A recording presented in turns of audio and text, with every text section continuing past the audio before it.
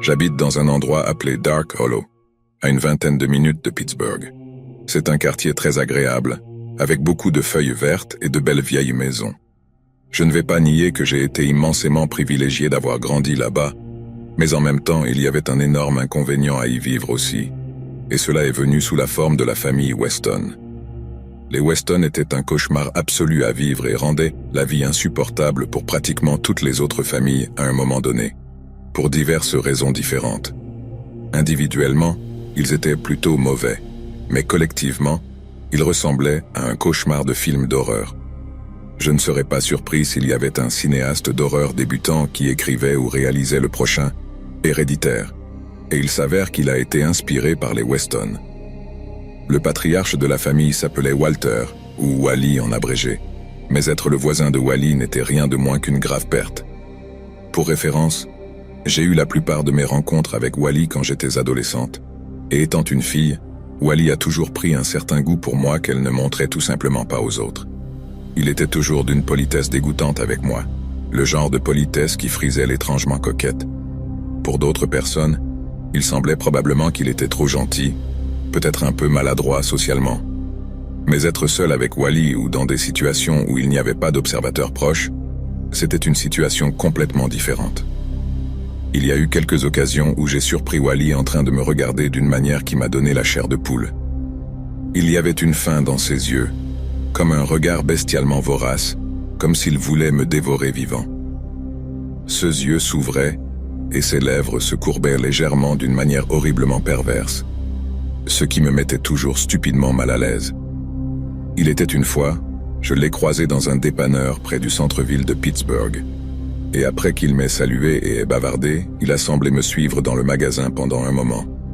Il agissait tout innocent, comme s'il regardait juste des choses dans les couloirs, mais à un moment donné, il s'est trop approché de moi. Je pense qu'elle était trop nerveuse pour faire quoi que ce soit à ce sujet. Elle ne voulait pas faire d'histoire ou provoquer des conflits inutiles. Après tout, que dirais-je aux gens que M. Weston se tenait près de moi dans un magasin de toute façon? Quand il était près de moi, je l'ai entendu renifler l'air, comme s'il prenait de grandes bouffées d'air par le nez, presque comme s'il essayait de me sentir. Je ne pouvais pas partir assez vite, et à la fin, j'ai quitté le magasin sans même ramasser ce que j'étais allé acheter. Comme je l'ai dit, il était excessivement gentil avec les filles et les femmes, mais un monstre absolu pour tout gars ou homme qui a eu la malchance de l'attraper de mauvaise humeur.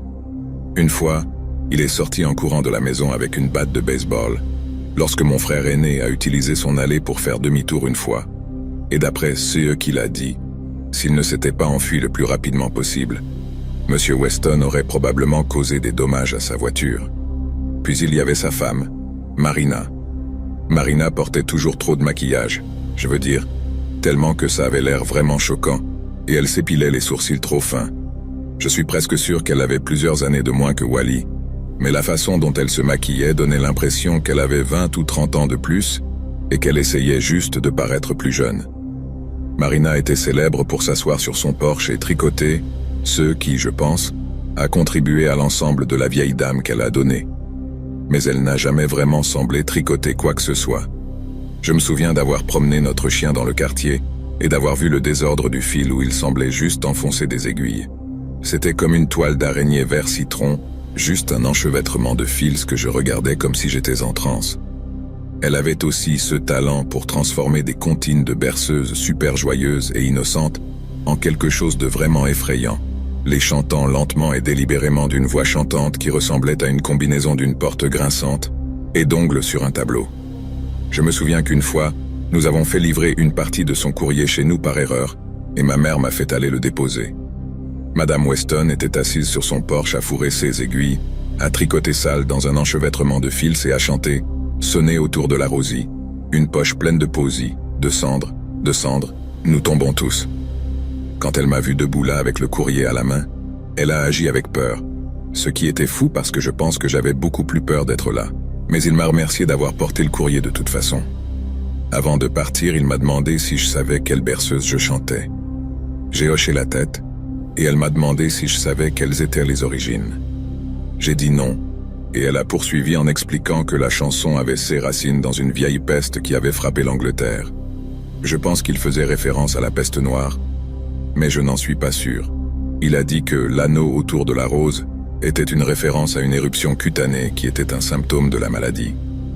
Et un posé était une collection d'herbes qui était amenée à la masse pour masquer l'odeur de pourriture que les mourants dégageaient. Puis il m'a dit que la partie « Nous tombons tous » était une référence aux personnes qui mouraient à cause de la peste. Je ne sais pas à quel point c'est vrai, mais Dieu, ça m'a fait peur qu'il me le dise de sa voix étrange et rauque, avec son visage tout peint comme un clown de cirque. Son plus jeune fils, James Weston, était un cinglé total. Il était obsédé par la culture amérindienne. Ce que je ne dis pas du tout est une mauvaise chose, mais Jacobo était totalement toxique à ce sujet. C'était bizarre de voir ce gamin sans visage peint ou sans chapeau fait maison, ou peu importe. Il aimait aussi courir avec l'arc et les flèches qui, selon ses parents, étaient totalement inoffensifs, et il utilisait ces flèches caricaturales chupa-chups. Mais il y a beaucoup de gens, moi y compris, qui jurent l'avoir vu utiliser des flèches avec de vraies pointes acérées à plusieurs reprises. Il les pointait vers vous, tirait la corde au point où vous étiez vraiment obligé de chercher un abri. Mais il ne semblait jamais en tirer, et vous ne pouviez jamais l'attraper en les utilisant quand il y avait des adultes autour. Un travailleur social a été appelé à un moment donné parce que certaines personnes l'avaient ayant vu marcher avec des écureuils ou des pigeons morts.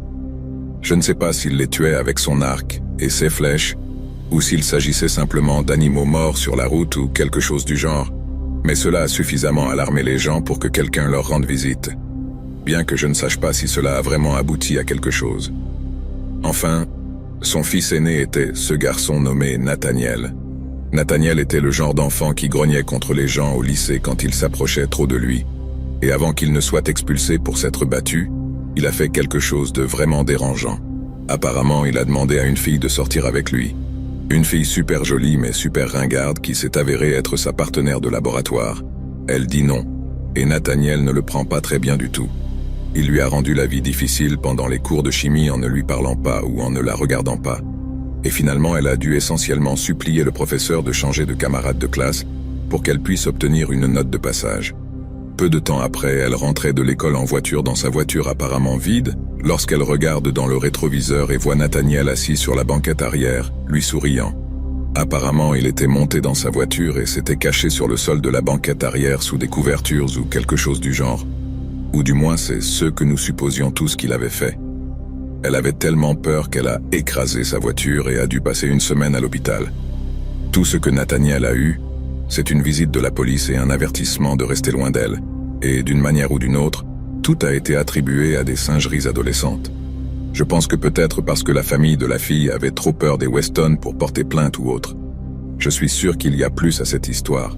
Mais c'est tout, ce que j'en sais. Quand le panneau à vendre est finalement apparu chez les Weston, je pense que Dark Hollow était prêt à organiser une grande fête pour célébrer leur départ.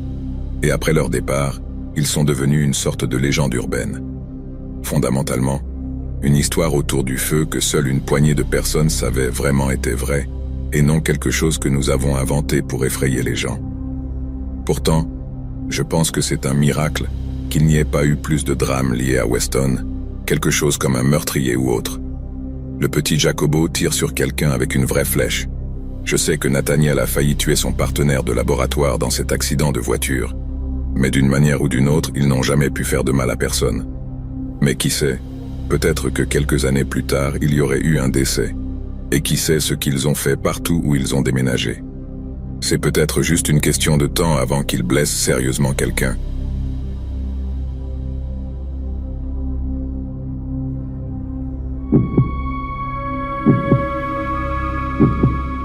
Avant de déménager à travers le pays pour aller à l'université, je vivais avec ma mère à Fresno, en Californie. Je l'aime, et elle a toujours fait de son mieux pour moi et ma sœur avec le peu que j'avais. Mais je pense qu'elle serait la première à admettre que nous vivons dans un quartier terrible, avec peu d'opportunités d'améliorer notre situation.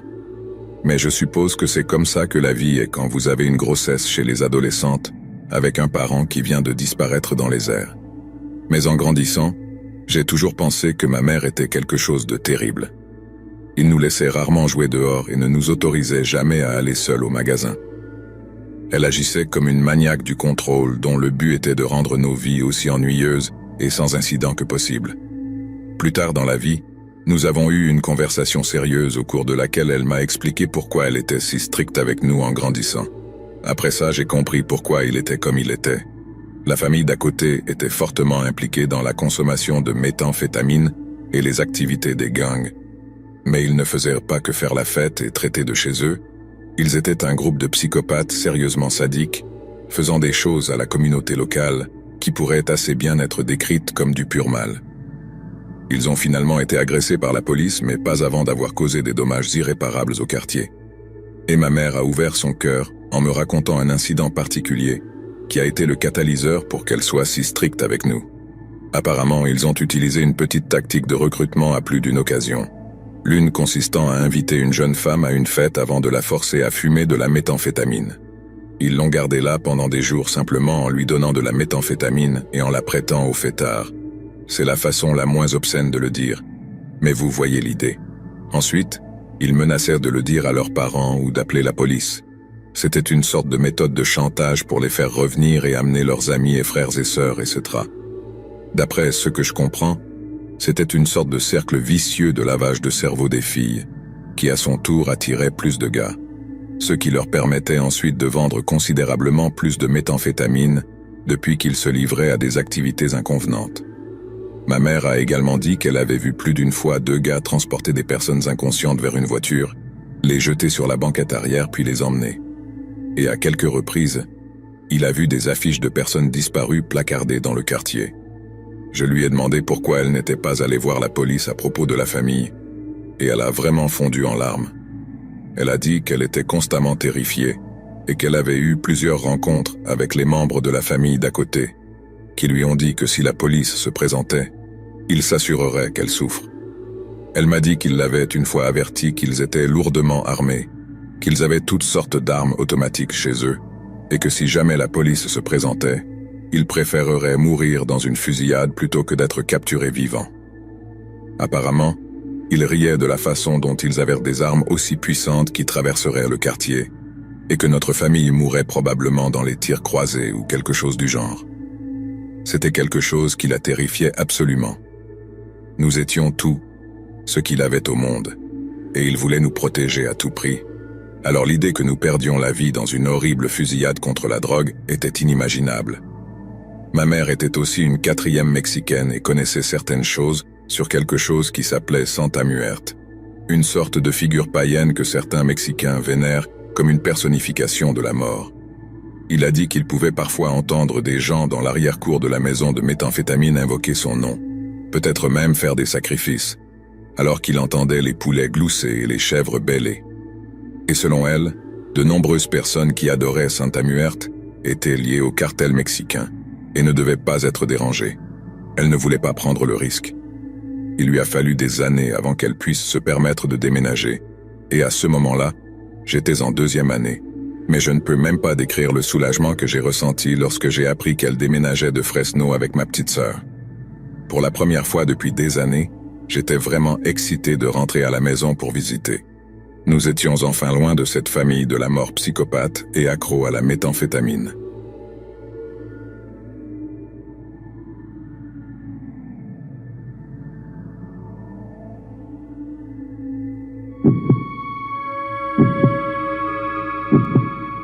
Pendant très longtemps, ma famille et moi avons vécu à côté de ces gens complètement fous qui ont fait de nos vies un enfer complet pendant presque une année entière. Au début, ils se sont plutôt bien comportés pendant les premiers mois après leur emménagement. Mais après un certain temps, ils ont commencé à jouer de la musique forte au milieu de la nuit. Je ne parle pas seulement du genre de bruit sourd des basses qui est passivement ennuyeux. Je parle du genre de bruit si fort que vous ne pouviez pas dormir un clin d'œil. La police a dû être appelée à plusieurs reprises pour baisser le volume et a quand même avoué qu'elle ne pouvait pas faire beaucoup plus que d'émettre des amendes. Ils se sont progressivement aggravés et il s'est avéré qu'une partie de la raison pour laquelle la musique était si forte était de masquer les bruits de bagarre entre maman et papa au milieu de la nuit. Ce n'était même pas un cas de violence conjugale unilatérale. Parfois le père avait des coups pires que la mère et des égratignures sur tout le visage, où évidemment, elle l'avait gratté jusqu'à ce qu'il soit ensanglanté. Ils avaient l'habitude de se tabasser, mais nous ne pensions pas qu'ils étaient trop dangereux pour quiconque en dehors de leur propre famille. Une ou deux fois, mon père avait eu des confrontations avec eux à cause de l'odeur provenant de son jardin ou du fait qu'ils jouaient de la musique forte. Le père de cette famille folle avait menacé de tuer mon père une ou deux fois, mais aucun de nous ne pensait qu'il le ferait vraiment. Dieu merci, ils ne l'ont pas fait. Puis, pour une raison quelconque, tout est devenu très calme là-bas pendant quelques semaines, et nous en sommes arrivés au point où nous pensions qu'ils avaient vraiment emménagé. Seulement, ils n'avaient pas bougé du tout. Ils gardaient juste la tête baissée parce qu'ils avaient tué leur propre fille. Apparemment, elle a essayé de s'échapper de chez elle et s'est retrouvée dans un abri. Ils l'ont traquée, l'ont traînée jusqu'à sa voiture une nuit, l'ont emmenée quelque part à l'écart et l'ont battue à mort. Je ne suis même pas sûr qu'ils aient eu l'intention de la tuer. Ils l'ont tellement battue qu'elle a fini par mourir peu de temps après. C'est pourquoi ils avaient été si silencieux. Ils ne voulaient pas attirer l'attention sur eux lorsqu'ils étaient occupés à se débarrasser de son corps. Nous avons eu des flics qui campaient dans notre rue pendant environ une semaine après leur arrestation, avec toutes sortes de fourgonnettes médico-légales et des gens en combinaison blanche qui allaient et venaient à toute heure de la journée. Ils cherchaient évidemment des traces de la fille. Mais s'ils ont trouvé quelque chose ou non, je ne suis pas sûr. Je sais que c'était dans le journal cependant et comme je l'ai dit, je remercie Dieu que le gars n'ait jamais rien fait à mon père parce qu'il a vraiment pu tuer quelqu'un, sa propre fille dans ce cas.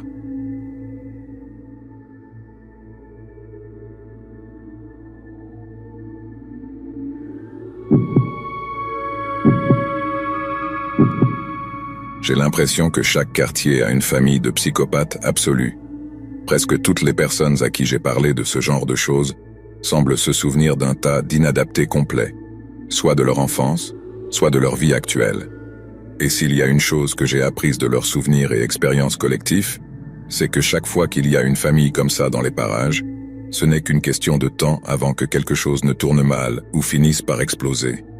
C'est exactement ce qui s'est passé avec cette famille folle qui vivait dans mon quartier quand j'étais enfant. Cependant, ce qui s'est passé dans mon cas est quelque chose qui me hante à ce jour, avec des possibilités et des ramifications que je trouve vraiment effrayantes.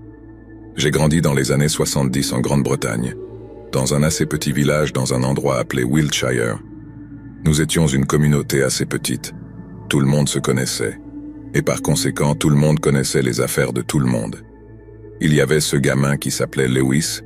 Il était le fils unique de la famille Prestige, un nom de famille très particulier s'il en était un, mais ce n'est pas la raison pour laquelle je ne l'oublierai jamais. La famille Prestige était particulière par son nom, et particulière par nature aussi, mais alors, particulière semble être un mot complètement faux à utiliser. Particulier vous fait penser à quelque chose de pittoresque et d'adorablement anormal, mais il n'y avait rien d'adorable dans la famille Prestige. Ils étaient juste bizarres, terriblement bizarres et méchants. L'un des premiers souvenirs de Lewis est lors d'une assemblée à l'école primaire. Il était environ 8 heures du matin et tous les écoliers étaient assis dans le hall principal dans un silence sépulcral, à l'exception de notre directeur qui faisait des annonces et des sanglots doux de Lewis. Il n'arrêtait pas de pleurer tout au long de l'assemblée, et il ne se limitait pas à ses pleurs silencieux. Ses larmes augmentaient en intensité, jusqu'à ce qu'il pleure si fort qu'un enseignant a dû le sortir complètement de là. Je me souviens avoir été vraiment désolé pour lui, mais avec le temps, c'était quelque chose auquel on s'habituait. Ils étaient la rare famille du village et comme ils ne se livraient pas à de graves confrontations en dehors de leur propre unité familiale, les gens les laissaient simplement être. Le prochain incident grave dont je me souviens s'est produit des années plus tard, au lycée, lorsque soudain la cour de l'école était remplie de gens qui parlèrent de quelque chose. Les gens se pressaient autour des portes de l'école en regardant quelque chose. Certains riaient, d'autres restaient bouche bée à la vue d'un garçon entièrement vêtu de l'uniforme scolaire à l'exception d'une pièce cruciale, son pantalon. Et il s'est avéré que c'était Lewis. D'après ce que j'ai entendu, il avait essentiellement été sorti de la voiture par celui que nous pensions être son père, et des rumeurs circulèrent selon lesquelles Lewis n'était pas prêt à quitter la maison lorsque son père était prêt à l'emmener à l'école ce matin-là. Au lieu d'attendre qu'il enfile son pantalon d'école, le père de Lewis l'avait simplement traîné jusqu'à la voiture et l'avait emmené à l'école sans pantalon. essentiellement pour lui apprendre qu'il devrait être prêt à l'heure. Je ne suis pas tout à fait sûr de la véracité de cette raison, mais je sais que j'ai vu Lewis entrer à l'école avec rien d'autre qu'un pull d'école, et ses chaussures, et ses sous-vêtements de mes propres yeux. Je ne suis pas non plus tout à fait sûr de savoir comment Lewis a été autorisé à continuer à vivre avec ses parents manifestement violents. Encore une fois, les rumeurs disaient qu'ils avaient reçu la visite des services sociaux, mais je l'ai cru, car pendant un certain temps, il semblait qu'il y avait peu d'incidents graves en provenance de la maison de Prestige. De toute évidence, la visite des services de protection de l'enfance avait suffi à les secouer et à les faire changer d'attitude, du moins semblait-il. Maintenant, tout cela a atteint son paroxysme quand j'avais 15 ans, peut-être un peu plus d'1 an avant de quitter le lycée et de dire adieu à l'enseignement obligatoire pour toujours. Un matin, Lewis est venu à l'école dans ses propres vêtements, une paire de baskets et un pull coloré. Il a été écarté par un enseignant qui, à l'époque, était bien informé de la situation à la maison, et Lewis a dit quelque chose tranquillement avant qu'ils ne disparaissent tous les deux vers le bâtiment qui abritait le bureau principal. La prochaine chose que je savais, à part les chaussures qu'il portait, Lewis avait un tout nouvel uniforme scolaire. Une nouvelle veste, une nouvelle cravate, un nouveau pull, tout. Et à partir de ce jour, elle semblait presque comme une personne complètement nouvelle. Il n'était plus emmené à l'école par ses parents. Il semblait plus confiant et ouvert, plus bavard avec les autres enfants. Il a même commencé à jouer au football avec nous à la récréation, ce qu'il n'avait jamais fait auparavant. En fait, nous sommes devenus assez amis avec lui pendant un certain temps et à plus d'une occasion, il nous a invités à rentrer à la maison avec lui pour jouer. Nous avons poliment refusé, bien sûr, en inventant une excuse pour ne pas avoir à aller à la maison de Prestige, mais quand même, les choses semblaient aller beaucoup mieux. L'accent sur « il semblait », cependant, car après un long week-end de vacances, Lewis ne s'est plus du tout présenté à l'école. Cela n'a pas causé beaucoup de choc, car les enfants manquaient régulièrement un jour ou deux pour cause de maladie, mais Lewis a passé une semaine entière sans aller à l'école. Et cela nous a vraiment tous fait parler. Je ne sais pas si c'était parce qu'il était si jeune et naïf, ou tout simplement parce qu'il ne reliait pas les points. Mais je ne pensais pas qu'il y avait un lien entre toutes les activités policières autour de notre ville et l'absence de Lewis à l'école. Un samedi après-midi, mes parents m'ont appelé dans la cuisine et m'ont demandé si j'avais été près de la maison de Lewis récemment. Je leur ai dit non, mais que j'avais été invité à un moment donné. Quand j'ai dit cela, ma mère a jeté à mon père un regard qui semblait être un étrange mélange d'horreur et de soulagement, comme s'il avait esquivé une balle ou quelque chose du genre. Peu de temps après, j'ai découvert par l'intermédiaire de quelques amis à moi qu'il y avait eu un double meurtre brutal dans le village, et que quelqu'un avait également été arrêté pour cela. Notre petite ville n'avait pratiquement aucun crime. Je pense que la chose la plus grave qui s'était produite depuis des décennies à cette époque était un volume de voitures commis par quelqu'un de l'extérieur du village. Donc l'idée qu'il n'y avait eu qu'un seul meurtre, encore moins deux, a juste mis le feu au village. Et il y avait beaucoup de spéculations sur qui était le meurtrier et comment les meurtres s'étaient produits. En regardant en arrière maintenant, je peux voir pourquoi les adultes pourraient vouloir nous protéger de tout cela. Ce n'est que quelques années plus tard que j'ai vraiment compris pourquoi la police s'était donné tant de mal pour garder secrète l'identité du tueur. Cela se produit lorsqu'un meurtrier a moins de 18 ans. Lorsqu'ils sont mineurs, leur identité est gardée secrète le plus longtemps possible, et cela n'est vraiment possible qu'avec les médias, car il n'a pas fallu longtemps avant que les habitants de notre village découvrent ce qui s'était passé, et tôt ou tard, cela allait venir à nous. La raison pour laquelle les parents de Lewis ne semblaient plus être là, la raison pour laquelle il était si heureux, en sécurité et insouciant, était parce qu'il les avait tués. Il s'était enfin débarrassé des gens qui faisaient de sa vie une torture. Je comprends ça, mais le fait qu'un enfant ait tué ses propres parents, et que cela l'ait rendu si heureux, c'est quelque chose que je n'ai jamais vraiment pu comprendre. Ce qui était horrible, c'était de revenir sur les événements plus tard et de reconstituer le puzzle. Par exemple, le jour où il est venu à l'école dans ses propres vêtements était probablement le matin où il les a tués, et comme il avait ensanglanté son uniforme scolaire, il a dû se débarrasser de tout. Chaque fois qu'il nous invitait chez lui pour regarder la télé ou jouer au football, ses parents auraient été morts dans la chambre à l'étage, en supposant que c'est là qu'il les a tués. Si nous y étions allés, peut-être aurions-nous pu les sentir ou voir des mouches bourdonner autour de la porte de la chambre. Nous étions juste un petit oui au moment où nous avons trouvé leur corps. Peut-être que si c'était le chaos, Lewis nous aurait tués aussi.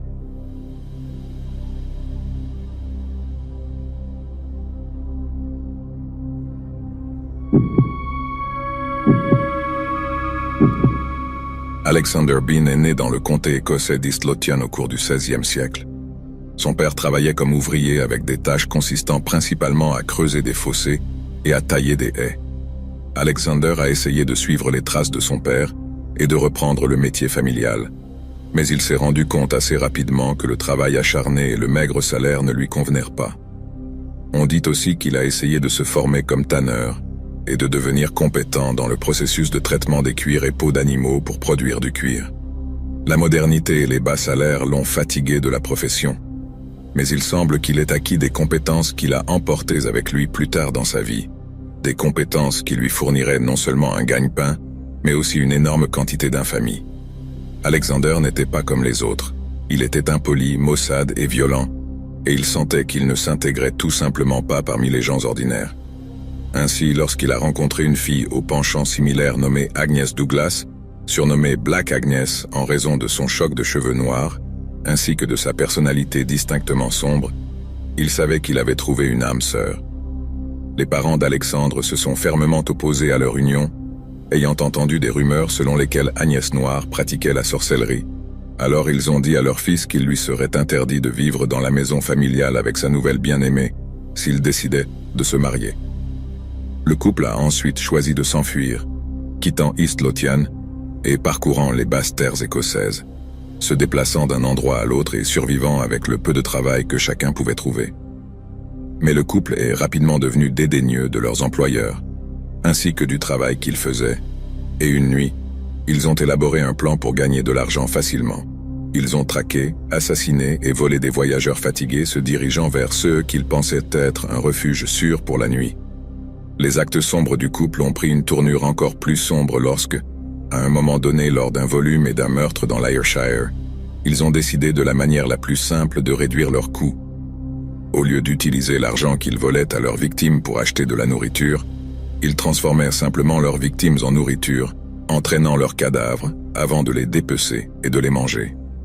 Alexander avait l'habitude de traiter avec des cadavres d'animaux et a découvert que les cadavres humains ressemblaient trop à ceux sur lesquels il avait travaillé pendant sa formation de tanneur.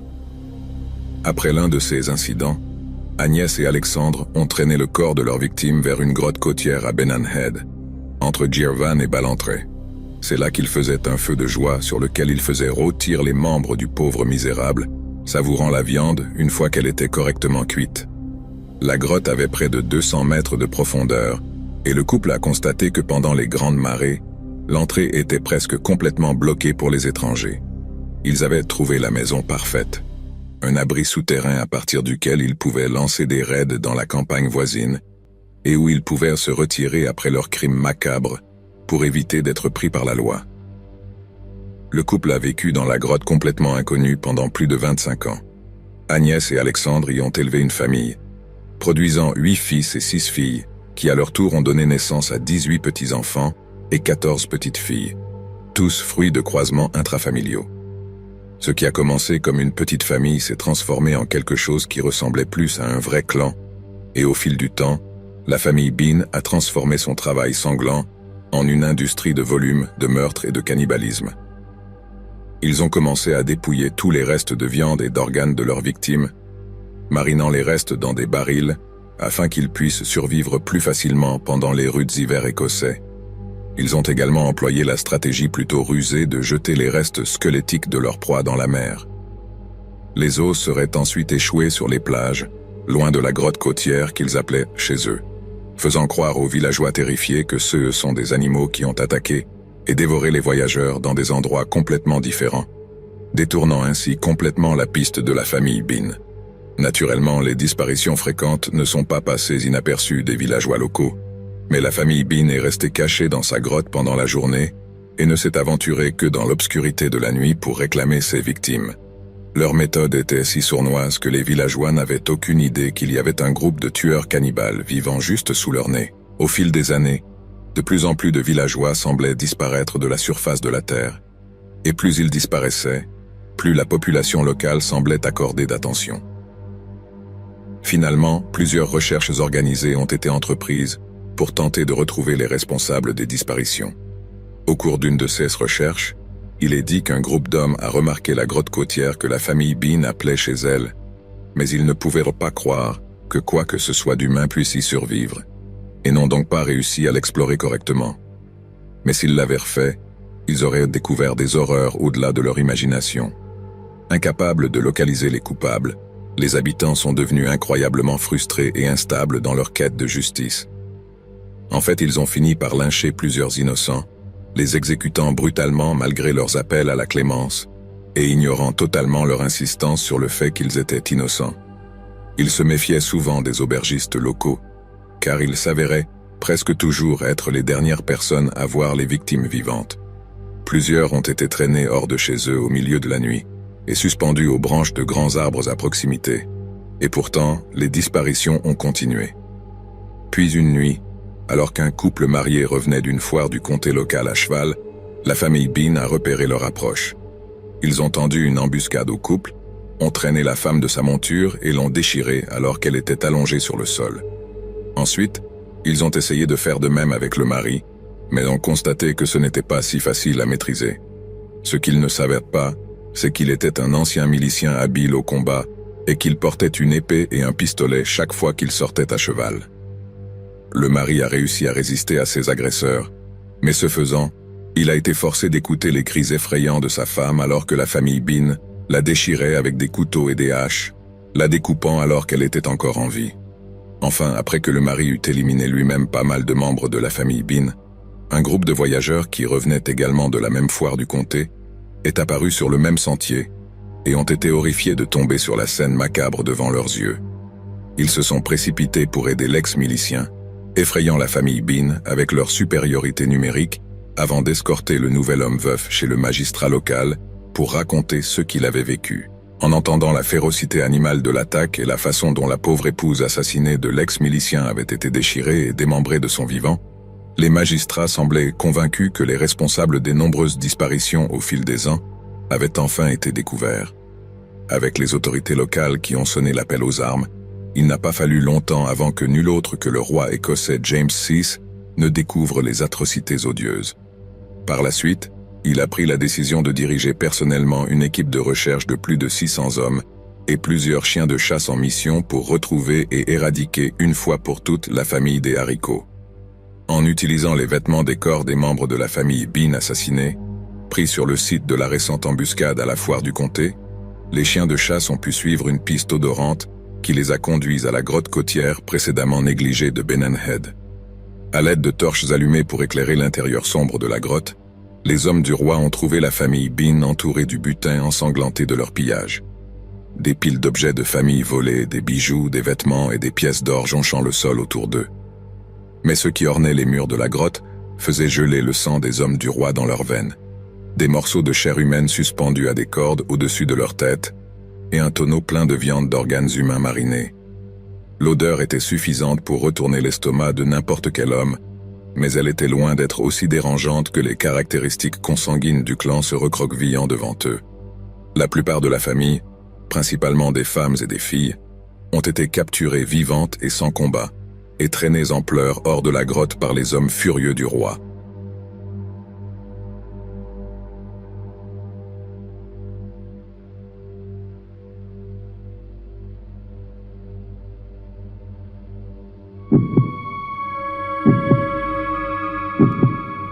Anessa Tarverdieva, 46 ans, et son mari Roman Podkopayev, 35 ans, menaient une vie très confortable. Roman gagnait un salaire généreux en tant que dentiste dans la région méridionale de la Russie, à Stavropol, tandis qu'Anessa conservait un emploi à temps plein d'enseignante de maternelle. Leurs revenus combinés étaient considérablement plus élevés que ceux de la plupart des ménages russes, et ils se sont assurés que leur fille de 13 ans, Victoria, ne manquait de rien. À première vue, ils ressemblaient à une famille normale et bien ajustée, et ils faisaient souvent des excursions dans la région voisine de Rostov. Cependant, lors de ces sorties familiales apparemment saines, quelque chose de sombre et de primitif poussait le trio, avec deux de leurs beaux-parents, à commettre certains des actes de violence dont un être humain est capable. Le 17 février 2008, à Oksyd, une petite ville de la région de Rostov, Anessa, Roman et Victoria sont arrivés chez Mikhail Zlidnev, chef du département de la sécurité de l'information du Service national de contrôle des drogues, avec toute l'efficacité d'un groupe d'assaut militaire. La famille est entrée par effraction dans la maison, neutralisant rapidement Mikhail et sa femme avec des tirs d'armes à feu qu'ils avaient cachés dans leur véhicule. Une fois impuissants et incapables de se défendre, la famille a pris son temps pour désarmer le couple avec des couteaux qu'ils portaient, s'assurant que Mikhail était obligé de regarder sa femme bien-aimée se faire mutiler avant de finalement l'achever. La famille a ensuite procédé à la collecte de trophées dans la maison, des objets qui serviraient de souvenir de leur première chasse ensemble, y compris des vêtements et une télécommande de télévision. Le trio croyait qu'un acte de violence aussi horrible pourrait assouvir leur désir de chasser et de tuer, et qu'ils pourraient alors redevenir des piliers de leur petite communauté russe. Mais l'attaque n'a fait qu'alimenter un désir de sang qui les amènerait à faire beaucoup plus de victimes.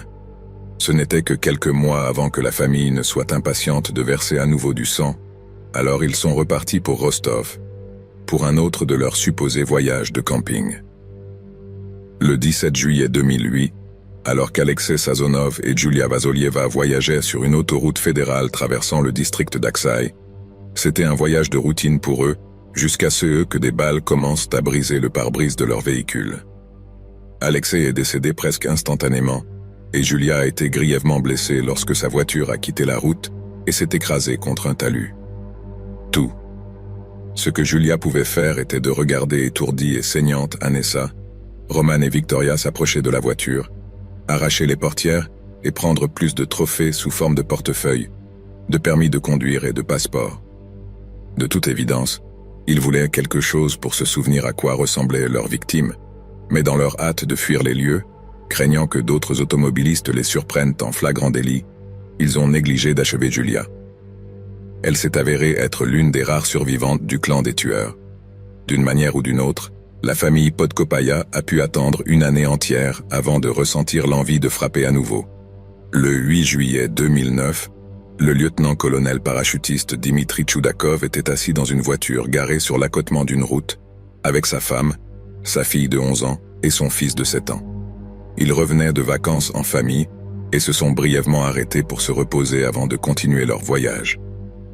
Dimitri a été réveillé par un cri effrayé de sa femme qui lui a fait ouvrir les yeux pour voir Nessa s'approcher de sa voiture, tenant un puissant fusil semi-automatique et pointant le canon directement sur le pare-brise de la voiture. Dimitri n'était pas étranger à la violence et a réagi immédiatement, essayant de démarrer le moteur de la voiture et de sortir de là avec sa famille. Mais personne ne peut se déplacer plus vite qu'une balle. Et alors qu'Anessa appuyait encore et encore sur la gâchette, des dizaines de plombs de fusil de chasse ont brisé la vitre et percé le corps de Dimitri, ainsi que celui de sa femme et de son jeune fils. La seule qui restait en vie était Veronica, 11 ans. Elle était assise derrière son père, et son corps avait absorbé la plupart des coups de fusil de chasse, ne lui laissant que des égratignures et des coupures causées par les rebonds et le verre volant.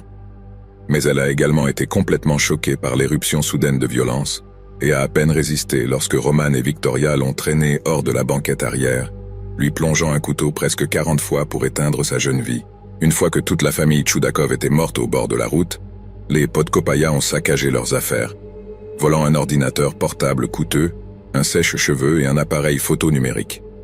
Il convient de noter qu'ils ont trouvé près de 1500 $ de bijoux en or dans les bagages des Choudakov, mais ont décidé de ne pas les emporter. Ils tuaient uniquement pour le sport, pas pour une sorte de gain financier.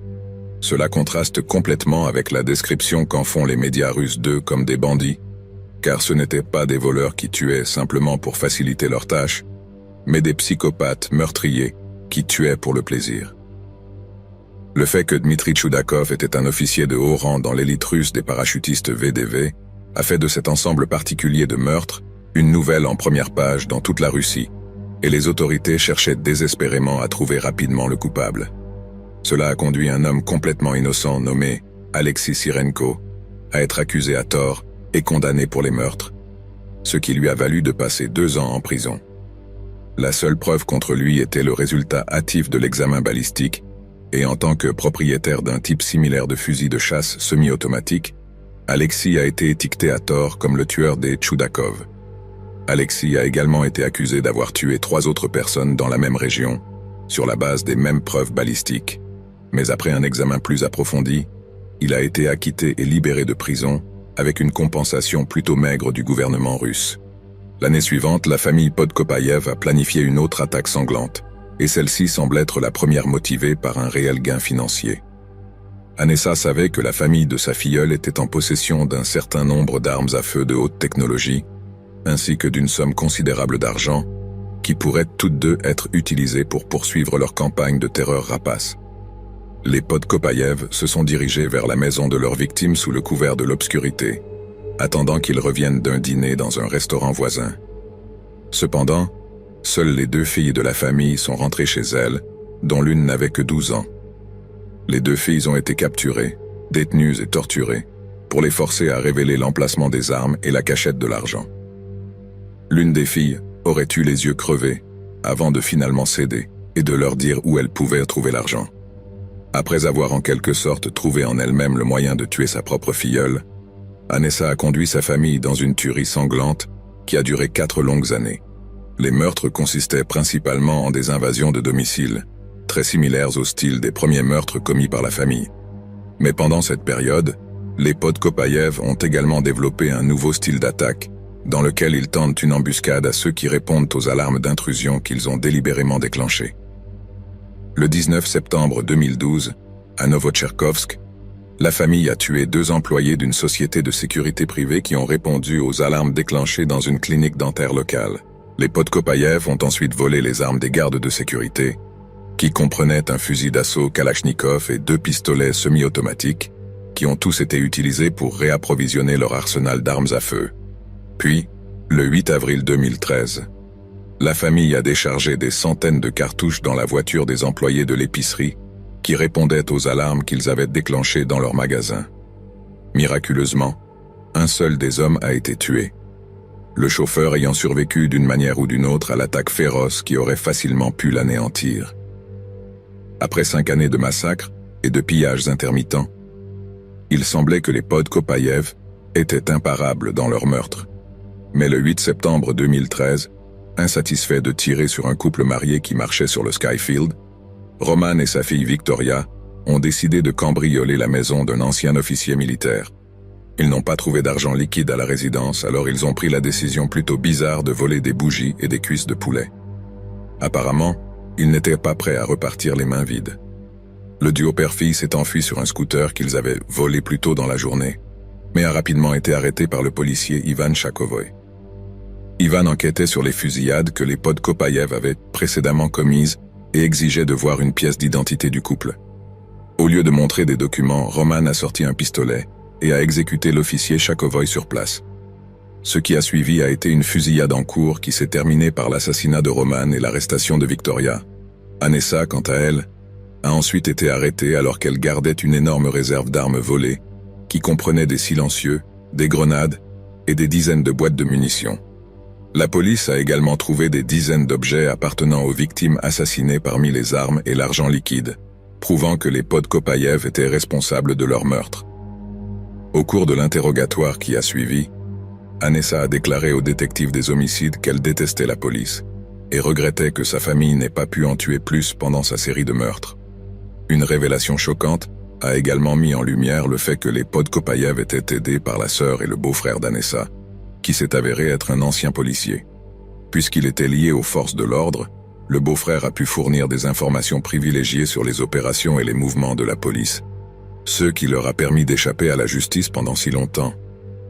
Mais qu'est-ce qui inciterait une ancienne institutrice de maternelle, apparemment capable de tels instincts bienveillants, à se décrire comme une gangster par nature? Qu'est-ce qui pouvait la posséder pour se voir comme une sorte d'héroïne, pour avoir attaqué des militaires et des policiers? Elle était certainement adorée en tant que telle par une poignée de sadiques anonymes, puisque non loin du site des meurtres de l'église, des policiers ont trouvé 3 couteaux artisanaux sur lesquels étaient écrites les phrases « Pour ma chère fille bandit » et « Pour ma chère Amazone », une référence à la guerrière de la légende. Il est clair que certains sont poussés par la violence et le volume pour le simple désir de survivre. Mais ce qui est absolument horrible dans le cas de la famille Podkopaïev, c'est qu'ils ont choisi de tuer à cause d'un désir malveillant et dégoûtant de dominer et de détruire. Parce que chasser, tendre des embuscades et tuer des êtres humains était ce qui les excitait plus que toute autre chose. Ils n'avaient pas besoin d'argent, ce dont ils avaient besoin c'était de sang.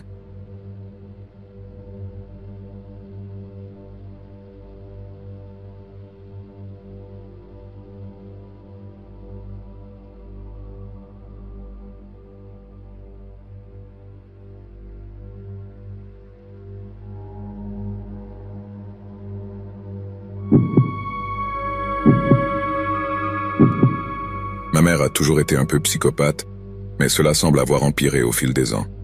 Je me souviens, quand j'étais très jeune, il a essayé de faire arrêter mon frère parce qu'il avait des cigarettes sur lui quand il avait 22 ans. Elles pouvaient éclater à tout moment à l'époque, mais ce n'était pas si grave, je suppose, comparé à maintenant. Je suis maintenant une femme dans la trentaine, et j'ai depuis déménagé de chez elle, mais je commencerai cette histoire le moment avant moi.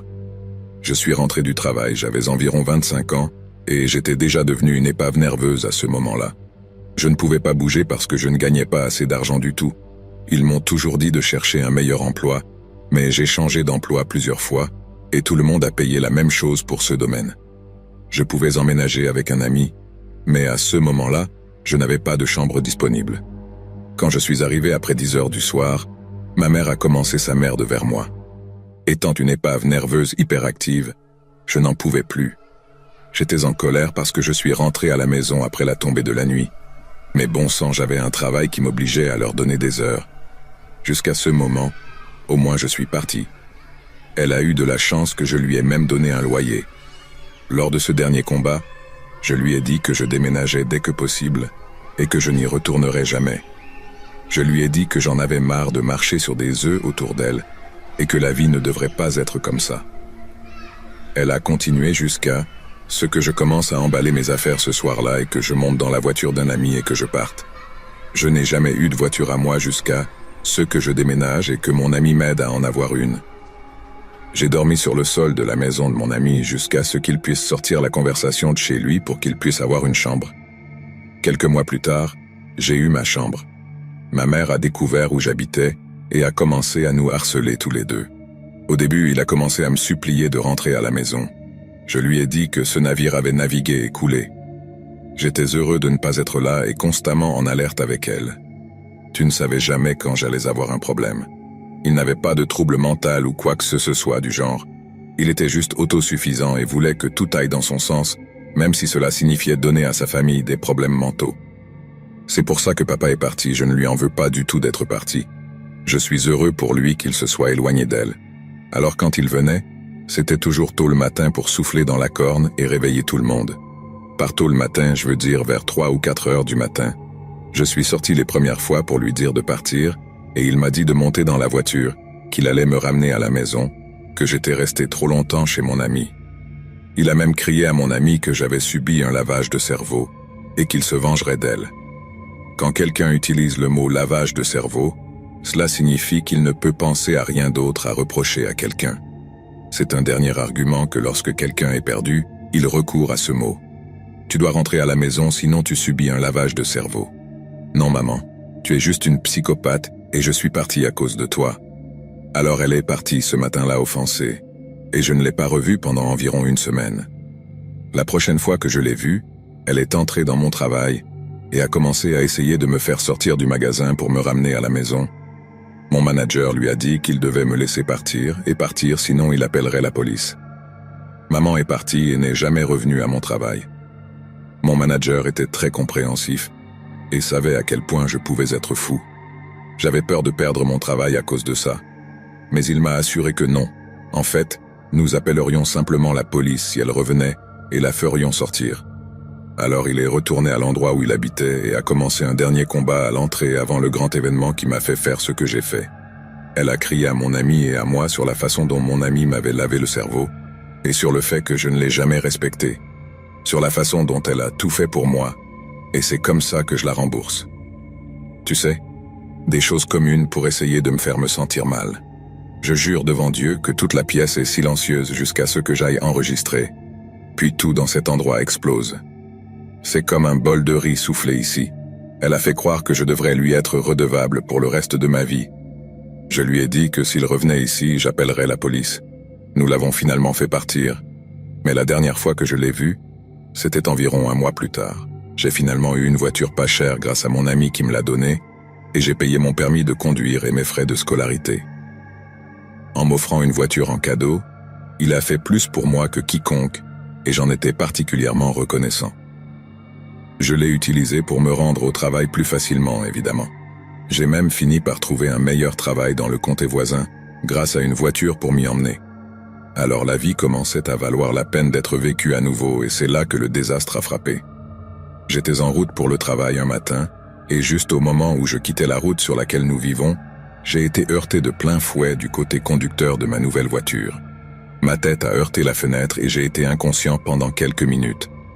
Quand je me suis finalement réveillé, je suis sorti de la voiture en titubant, et maman est sortie de sa voiture pour me crier dessus encore. Il m'a dit que c'était ce que je méritais pour avoir fait ce que j'ai fait. Je pense qu'il l'a fait exprès, et quand la police est arrivée, ils l'ont confirmé, c'est pourquoi j'ai pris ma prochaine mesure. J'avais une assurance, ne t'inquiète pas. J'ai fait intervenir la police et obtenu une ordonnance restrictive contre elle, et elle a été reconnue coupable de tentative d'homicide au volant. Il est allé en prison pour ça et tout. Pourquoi il irait jusqu'à essayer de tuer sa propre fille avec sa voiture me dépassait. Mais il a eu exactement ce qu'il méritait.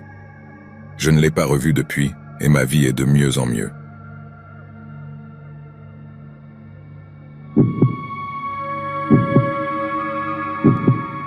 Mon ami et moi avons commencé à parler de déménager dans une autre maison. Elle avait sa maison parce que ses parents sont morts quand elle avait la vingtaine. J'avais donc la possibilité de vendre la maison au moins. Je suis content que ma mère ait reconnu une ordonnance restrictive et soit restée à l'écart, même si j'aimerais pouvoir avoir une bonne relation avec elle. Mon frère était toujours proche de moi quand j'étais enfant, mais après avoir eu 18 ans et déménagé, je ne l'ai plus beaucoup vu. Nous étions toujours ensemble quand nous étions plus jeunes et je pensais que nous aurions toujours une bonne relation l'un avec l'autre. Eh bien, après qu'il ait déménagé, je l'ai fait aussi, et mes parents étaient tristes de me voir partir à cause de la façon dont il est parti. J'ai déménagé dans mon propre petit appartement près d'eux, et j'étais le seul frère à rester en contact avec eux. Je leur ai parlé presque tous les jours, et j'ai même passé la plupart des vacances avec eux. Les années ont passé et aucun de nous n'a reçu de nouvelles de mon frère aîné. Un jour, on a frappé à ma porte cependant. Quand j'ai répondu, il y avait Alan. Il était venu me voir, mais ce n'était pas la même personne que je n'avais pas vue depuis des années. Nous étions tous les deux dans la trentaine quand il est apparu de nulle part et m'a demandé de rester avec moi. J'avais une petite amie à l'époque et nous parlions de nous marier. Juste en voyant mon frère debout à la porte, j'ai immédiatement dit oui, et je n'ai pas pensé à demander à ma copine si elle serait à l'aise avec lui de rester là pendant un moment. Je pensais que ça n'allait durer que quelques semaines de toute façon, mais ça ne la dérangeait pas du tout, heureusement. Mais même si elle ne l'avait pas fait, elle n'aurait pas utilisé la lettre « C'est ma maison » avec elle. Elle l'aurait simplement renvoyée sur son chemin. J'ai emménagé dans mon appartement et il s'est fait à la maison presque immédiatement. Ça y était, j'y étais depuis longtemps. Il dormait sur le canapé, m'enlevant effectivement l'accès à lui la plupart du temps. Il a failli ne pas se lever du canapé pendant des semaines après son arrivée, mais j'ai vite réalisé qu'il n'allait nulle part. Il ne m'a jamais rien dit de ce qui lui était arrivé au cours de la dernière décennie, mais j'avais le sentiment qu'il avait eu une décennie difficile. Il n'avait pas de travail et, avec lui là-bas, l'argent devenait un peu serré. Je lui ai demandé s'il pouvait trouver un travail et nous aider à payer les factures s'il allait y rester longtemps. Il a accepté, mais n'en a jamais cherché. Cela a bouleversé ma copine, mais je n'arrêtais pas de lui dire que je devais donner plus de temps à mon passé. Combien de temps suffit-il à quelqu'un pour s'installer? J'étais stupide alors de penser que je devais lui laisser du temps. Mais je ne vais pas m'en vouloir pour ça. Ça ne sert à rien. Je lui ai demandé de faire les tâches ménagères, et elle n'a même pas pris la peine de se lever du canapé pour les faire. Alors un jour, nous nous sommes un peu disputés, et il a fini par partir pendant un moment. Quelques jours se sont écoulés et il est revenu. La même chose s'est produite avec lui assis et ne faisant rien. Mais le pire a commencé. Il a commencé à introduire de la drogue dans la maison. Je l'ai surpris dans la lessive en train de fumer quelque chose que je ne pouvais pas identifier à l'époque, mais ce n'était pas de la marijuana. Alors avec lui faisant ça, je lui ai dit que je lui donnerais une dernière chance, mais il devait arrêter ça, merde, et trouver un travail, où je devrais le mettre à la porte. Il ne le dirait à personne non plus. Alors il a agi comme s'il avait des remords et m'a dit qu'il voulait arrêter et se nettoyer. Mais ce n'était qu'un mensonge. Je suis rentré à la maison après le travail un jour, et il était assis sur le canapé avec des amis très méchants qu'il avait invités. Il passait une tige et à ce moment-là, je lui ai dit qu'il devait sortir. Quand il est parti, il est venu vers moi pour me dire de ne pas dormir trop lourd. C'était une menace et je l'ai pris comme telle. J'ai gardé un œil sur lui pendant environ 1 mois, mais il n'est jamais revenu pendant ce temps. Ce n'est qu'au bout de 2 mois qu'il est revenu. Je vivais ma vie à l'époque et je faisais juste mon propre truc. Et il s'est de nouveau présenté à mon appartement avec ses amis toxicomanes, cherchant à se battre. Ma copine devenait folle en regardant tout ça, mais ce qui s'est passé, c'est que tous ses amis sont venus vers moi en agissant comme s'ils allaient se battre avec moi. Je ne suis pas de ceux qui sont intimidés par une menace d'un étranger. Et c'est ce qui se passait. Je suis retourné à l'intérieur et j'ai attrapé un stupide objet contondant qui traînait que j'avais depuis 20 ans. C'était un club enveloppé de barbelés. Voyant cette monstruosité, tout le monde est remonté dans la voiture et s'est enfui sur la route. Après tout ça, Alan a commencé à harceler nos parents pour qu'ils restent avec eux et leur racontent toutes sortes de mensonges à mon sujet. Ils nous ont appelés pour me demander si j'avais trompé ma copine avec une mineure et qu'ils m'avaient surpris en train de le faire. De tous les horribles mensonges qu'il aurait pu inventer, c'est ce qu'il leur a dit. Je travaille au dépanneur juste à côté de la maison de mes parents avec ma copine tous les jours, et nous sommes tout le temps ensemble, donc même si j'étais un tricheur, j'aurais été pris parce que comment puis-je tricher quand nous sommes littéralement dans la même pièce tout le temps et nous ne sommes jamais séparés? Je lui ai dit qu'il était sous crack et que je devais le virer et c'est pourquoi il agissait comme il l'a fait. Ils lui ont finalement dit qu'ils ne voulaient pas de lui là-bas et il a cessé de se présenter. Ça me fait mal de voir mon frère comme ça, mais je suppose qu'il va disparaître pendant encore une décennie puis réapparaître. J'ai déjà entendu parler de ce genre de choses avec d'autres personnes. Un membre de la famille disparaît et réapparaît de temps en temps pour créer le chaos. Espérons qu'il ne reviendra pas, mais seul le temps nous le dira.